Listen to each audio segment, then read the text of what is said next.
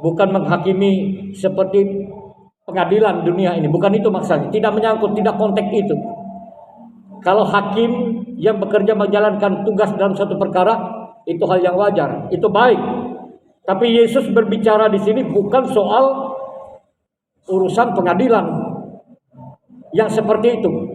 Tapi artinya menghakimi, yang memutuskan, yang menetapkan adalah diri kita sendiri. Nah, ini yang salah. Bapak Ibu jemaat yang dikasihi dalam Tuhan, kita awali dari poin yang pertama. Mengasihi musuh. Mungkinkah? Kalau mau jujur, jangankan mengasihi musuh, teman baik pun kadang-kadang dunia ini dikhianati. Jangankan orang lain, teman satu rajang pun juga bisa ditinggalkan. Jangankan orang lain, Kain pun membunuh adik kandungnya bernama Habel. Itu dunia dan itu manusia. Di antara 1.000 orang manusia, syukur-syukur kalau satu orang ada yang bisa melakukan seperti apa yang kita baca tadi. Mengasihi musuhmu. Kalau ke pipimu ditampar, yang satu kasih lagi yang lain. Kalau diambil duitmu, kasih lagi yang lain. Kalau mobilmu ada dilempar orang, dicoret-coret, enggak apa-apa, kasih lagi mobil yang lain supaya dia coret lagi. Apa begitu? Dan apa mau?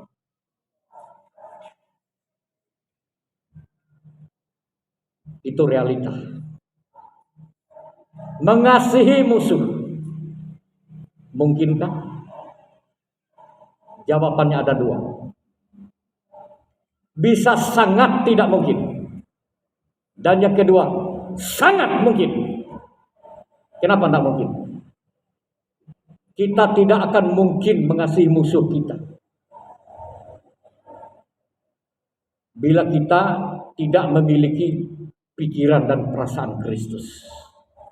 Tidak mungkin. Sangat mustahil orang bisa mengasihi musuhnya, apalagi di musuh, mengasihi sesama manusia pun betapa sulitnya. Kecuali bila kita memiliki pikiran dan perasaan Kristus. Mari saya bacakan dalam Filipi pasal 2 ayat 5. Filipi pasal 2 ayat 5. Hendaklah kamu dalam hidupmu bersama menaruh pikiran dan perasaan yang terdapat juga dalam Kristus Yesus, yang walaupun dalam rupa Allah tidak menganggap kesetaraan dengan Allah itu sebagai milik yang harus dipertahankan, melainkan telah mengosongkan dirinya, kenosis, mengosongkan diri,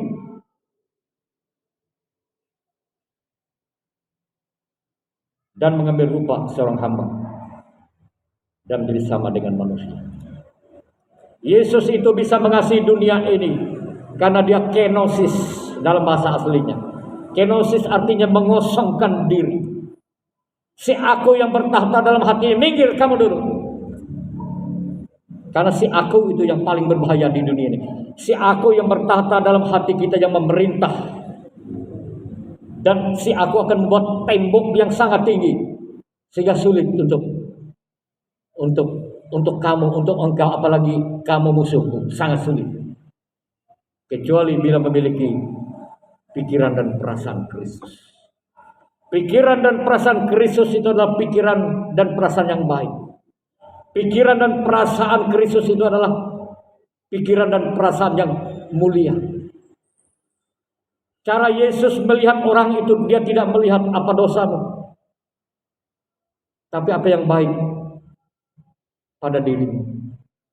Begitu orang Farisi membawa seorang pelacur,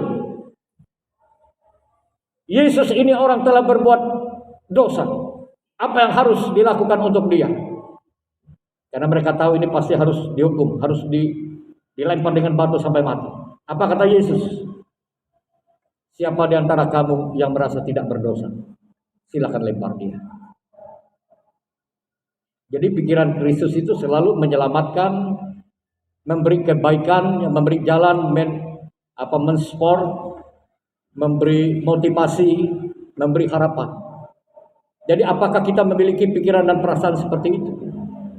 Bila tidak, sangat mustahil Jangankan mengasihi musuh, mengasihi sama manusia, mengasihi jemaat, sesama jemaat pun pasti sangat sulit. Jangankan mengasihi musuh. Kecuali hal yang pertama ialah bila saudara dan saya memiliki pikiran dan perasaan Kristus. Sebagaimana Allah atau Yesus Kristus melihat, memandang kita.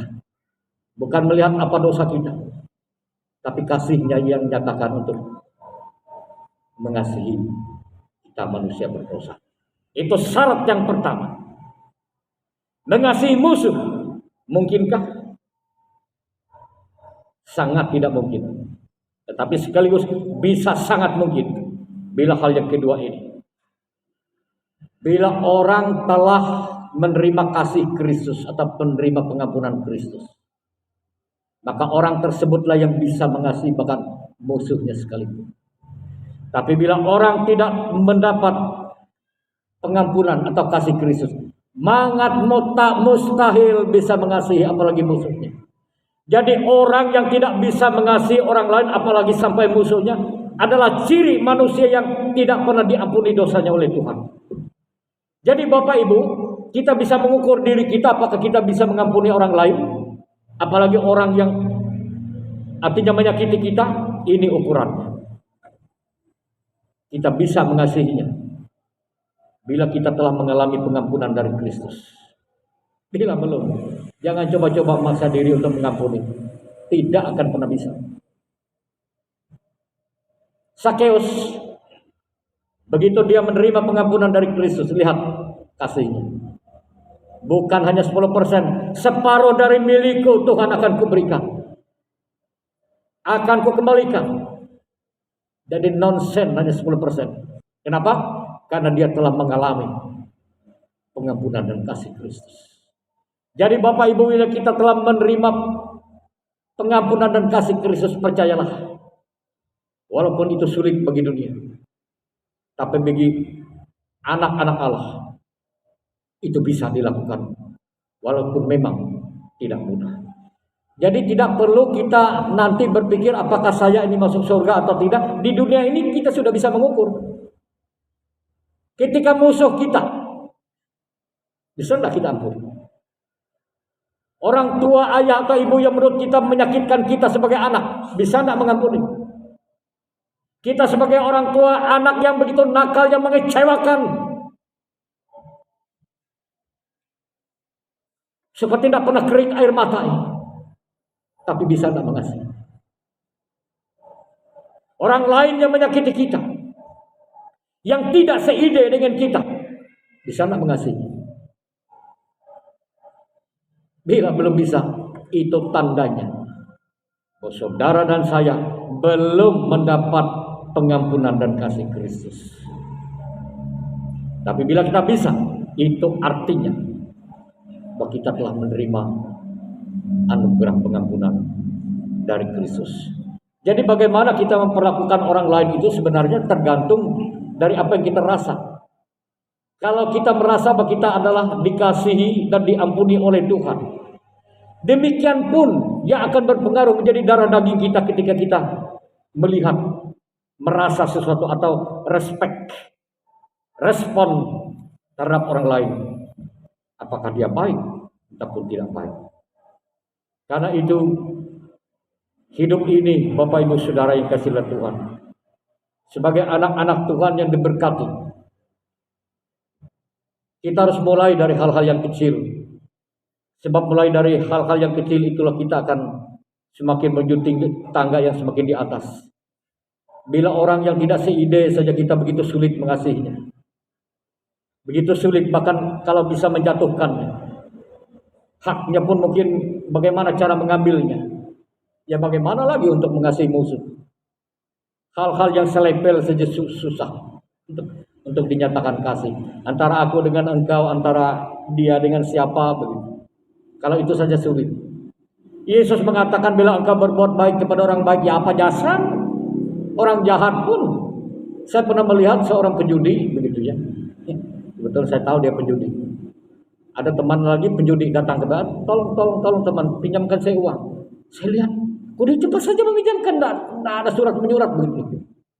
Kaget juga.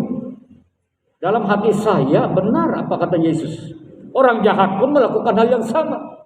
Yang murah hati orang jahat pun murah hati sama orang jahat. Penjudi pun begitu pemurah sama penjudi. Orang Kristen maaf, kadang-kadang sangat sulit hal yang begitu. Paling-paling kita berbagi dari apa yang sisa yang kita miliki. Jadi ciri orang yang telah menerima anugerah dan pengampunan Kristus, maka ia akan bisa melakukan lebih. Baik itu kasihnya bukan hanya kepada orang yang mengasihi, bahkan kepada orang yang menyakitinya, bahkan musuhnya. Karena itu ada baiknya kita renungkan firman Tuhan ini. Karena itu adalah ciri benar atau tidaknya kita sebagai anak Allah. Atau dengan kata lain, apa benarkah kita ini anak-anak Allah atau bukan? Setiap kasih yang kita lakukan, mulai dari hal-hal yang kecil, terus menerus, maka dia akan menjadi besar dan akan menjadi besar. Bapak Ibu Saudara yang dikasihi dalam Tuhan Yesus Kristus, hal yang berikutnya yaitu tentang menghakimi. Kenapa sih menghakimi itu salah? Menurut Yesus, karena bila kita menghakimi, itu artinya kita tidak menyadari bahwa kita ini adalah orang juga punya kekurangan. Biasanya orang yang menghakimi itu, dia kan hanya melihat kesalahan orang lain. Dia hanya tunjuk begini, itu salah, itu berdosa, itu kurang, ini begini. Sore hari ini saya ingin mengajak kita merenung sejenak. Bahwa bila kita menghakimi orang lain, sadarilah. Jangan-jangan telunjuk kita yang satu yang selalu keluar begini kan. Masih ada 3. Bahkan hampir 4 jari yang menunjuk ke dalam diri kita. Jadi sebelum kita mencas orang lain, sadari.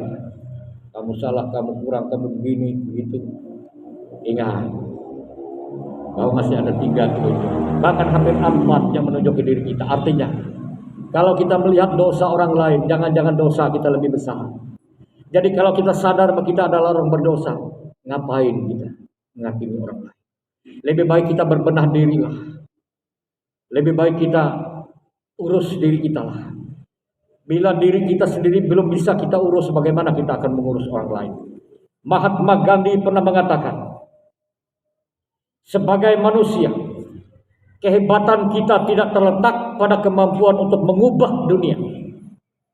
Yang mana itu adalah mitos pada zaman atom. Tetapi pada kemampuan untuk mengubah diri kita sendiri. Nonsen orang akan mengubah dunia, akan mengubah jemaat, akan mengubah siapa? Bila dia atau kita tidak mampu mengubah diri kita sendiri. Jadi bila kita ingin mengubah jemaat kita menjadi jemaat yang maju, bukan sana atau sana, bukan sana yang harus dirubah. Tapi semua harus merubah dirinya sendiri. Merubah cara pikirnya yang negatif, yang serba mundur, yang serba ke belakang. Rubah supaya lebih maju. Rubah cara berpikir yang selalu curiga. Rubah cara berpikir yang tidak jujur. Rubah sikap yang hanya menunggu, tidak kreatif. Itu semua harus dirubah. Baru kita akan merubah gereja. Baru kita akan merubah sistem. Baru kita akan mengubah jemaat. Baru kita akan mengubah masyarakat atau dunia ini. Sebab bagaimana masuk akal kita merubah dunia, kita tidak pernah berubah-ubah. Sebagai anak Tuhan, hal yang mesti kita pegang, kita harus punya pengharapan. Bagaimana kita menjadi orang yang dipercayakan oleh Tuhan bila kekhawatiran kita lebih besar dari orang dunia. Serba kada kawa, serba tidak mungkin, serba barak weh duit. Ini ciri-ciri orang yang apa? Bukan dikuasai oleh roh Tuhan, tapi dikuasai oleh roh aku. Karena aku kan sudah begitu. Karena itu mari kita melihat ke diri kita. Kita belajar dan merubah diri kita. Dari yang berpikiran pesimis, dari sikap yang menghakimi orang lain, dari sikap yang serba negatif terhadap sesuatu yang di luar. Jemaat Yerusalem, ya tadi ada seorang bapak bisik-bisik pada saya, ini gereja Yerusalem Pak ya. Baru 17 tahun ya, itu katanya baru pemuda begitu ya, ke 17-an begitu. Iya katanya, cuma ada tambahan yang saya jadi agak terngiang-ngiang. Ya kalau pemuda-pemudi Pak, berarti itu usia orang yang sedang apa ya? Kalau yang sudah 60-an kayak begini ya susah. Tapi kalau 17 tahun berarti masih ganteng, masih cantik, masih kreatif, masih luar biasa. Janganlah gereja yang baru 17-an tahun usianya, tapi gaya hidupnya sudah kayak 70-an tahun. Serba ketinggalan zaman. Jadi 17 tahun sedang bersemangat, sedang kreatif, sedang wow, sedang luar biasa. Karena itu kita sebagai jemaat janganlah dengan sikap yang serba loyo begitu. COVID-19, Joshua ini adalah tantangan kita. Apa yang harus kita lakukan sebagai anak Tuhan yang kreatif? Singkirkan pikiran yang serba kadakawa, yang serba tidak mungkin, serba barakue duitnya. Singkirkan itu. Karena itu roh dunia, roh aku yang selalu negatif. Karena itu tahun 2022 ini harus kita jalan dengan semangat, dalam kebersamaan, dalam sikap cara pandang yang positif saja, dan kita belajar untuk kalau memang tidak sanggup mengampuni sekaligus belajar dari hal kecil. Memberi dari hal yang bila kita tidak mampu berbuat baik kepada orang lain, kepada gereja kita, minimal kita bisa mendoakannya, minimal kita jangan menjadi batu sandungan atau mempersulit orang lain, tapi memudahkannya. Tuhan mau memakai kita menjadi perpanjangan tangannya untuk mensejahterakan orang lain, untuk membuat orang lebih bersemangat, membuat orang lebih tertarik, membuat orang lebih diberkati, bukan membuat orang jadi tambah sulit, menjadi minder, menjadi takut, menjadi menjauh daripada Tuhan. Karena orang tidak merasa diberkati. Dekat dengan Tuhan, dekat dengan gereja, malah sulit. Malah dunia menawarkan kesejahteraan. Karena itu di era ini kita harus lebih lagi. Dalam persidangan jemaat kemarin kalau bisa saya tangkap, ada hal yang selalu dengung-dengungkan begitu masalah ini. Bahwa kita hidup di era digital. Dan saya sebagai pendeta juga melihat gereja kita adalah gereja yang paling kurang, paling minim di soal penguasaan teknologi. Saya tidak melihat apa di jemaat. Ibadahnya juga di live streaming atau apa begitu. Sangat tertinggal di situ. Kita tidak perlu menyalahkan siapa atau apa. Justru karena itu adalah tantangan yang harus membuat kita mari kita bersama untuk membuatnya lebih. Ibadah begini pun tidak ada yang rekam kan? Tidak ada. Kecuali disuruh, dibuat jadwal. Artinya kreativitas kita lebih baik lagi. Semoga jemaat ini semakin maju, semakin diberkati. Tapi dengan syarat, setiap kita harus mulai merubah diri kita. Sebab dengan mulai merubah diri kita, memiliki pikiran dan perasaan Kristus, maka tentu akan berbias dan akan berubah. Tuhan memberkati kita semua. Selamat ulang tahun Gereja GKI Yerusalem yang ke-17. Amin.